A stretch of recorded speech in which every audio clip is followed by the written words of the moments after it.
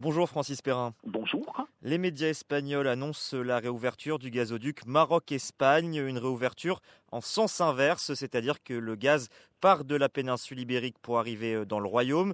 Cette décision s'inscrit dans la nouvelle politique énergétique marocaine qui fait suite à la rupture du contrat avec le géant algérien Sonatrach fin 2021.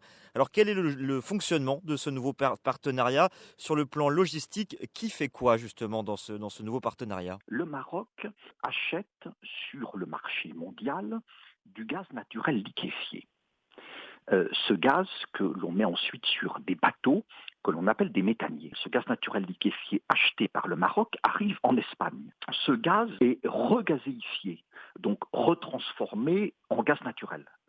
Et ensuite, ce gaz naturel est mis dans ce qu'on appelait auparavant le gazoduc Maghreb-Europe, qui fonctionne en sens inverse de l'Espagne vers le Maroc. Alors le but ensuite du Maroc, c'est de se doter de son propre terminal méthanier, mais pour cela, il faut le construire. Cela prend du temps. Le Maroc a depuis longtemps un projet de terminal méthanier, mais ce projet a pris pas mal de retard. Il était, il y a quelque temps, envisagé plutôt vers la fin des années 2020. Le calendrier va certainement être accéléré, mais pour l'instant, l'Espagne et le Maroc ont trouvé cette solution concrète pour permettre au Maroc d'importer du gaz naturel sous forme de gaz naturel liquéfié à travers l'Espagne. À quel volume on peut s'attendre avec ce partenariat? Est-ce que ce partenariat est de nature à pouvoir pallier justement la fin de la coopération maroco-algérienne en matière énergétique? Lorsque le gazoduc Maghreb-Europe a été interrompu par l'Algérie, le Maroc a perdu le gaz qui alimentait deux centrales électriques. Ces deux centrales sont depuis fermées parce qu'elles n'ont plus d'approvisionnement. Pour remplacer cette perte, soit vous cherchez à importer du gaz d'un autre pays que l'Algérie. C'est dont nous sommes en train de parler. Soit vous importez directement de l'électricité, soit vous brûlez autre chose dans vos centrales électriques que du gaz naturel.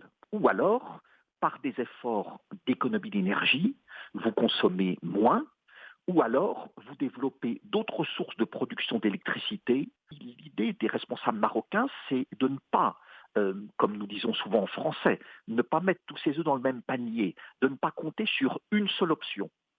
Simplement, il y a des besoins pressants en termes d'approvisionnement gazier pour la production d'électricité au Maroc, et la solution qui a été la plus rapide à mettre en œuvre, c'est cet accord avec l'Espagne. Cela ne veut pas dire que la politique énergétique marocaine se réduit simplement à cet échange, cet accord avec l'Espagne.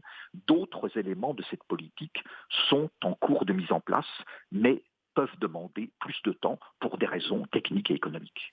Et vous l'avez dit, ce partenariat est dépendant de la capacité du Maroc à se fournir en gaz naturel liquéfié sur les marchés internationaux. Est-ce que c'est avantageux pour le Royaume sur le plan économique ou est-ce que ça implique des coûts supplémentaires, ce genre de technique? Il faut que le Maroc s'approvisionne auprès de pays étrangers qui sont des pays producteurs de gaz et plus précisément producteurs de gaz naturel liquéfié. L'avantage, c'est que nous parlons quand même d'un marché qui n'est pas un marché très important en termes de volume. Les besoins à court terme du Maroc en gaz naturel pour alimenter ces deux centrales électriques ne sont pas très importants, donc ce n'est pas un volume qui est particulièrement difficile à trouver sur le marché mondial. La question, c'est plus la question du prix. Depuis 2021, les prix du gaz se sont envolés sur les marchés internationaux. Cela a été encore plus le cas à partir de l'automne 2021 avec le début de la crise Russie-Ukraine, qui est devenue, depuis le 24 février 2022, la guerre entre la Russie et l'Ukraine.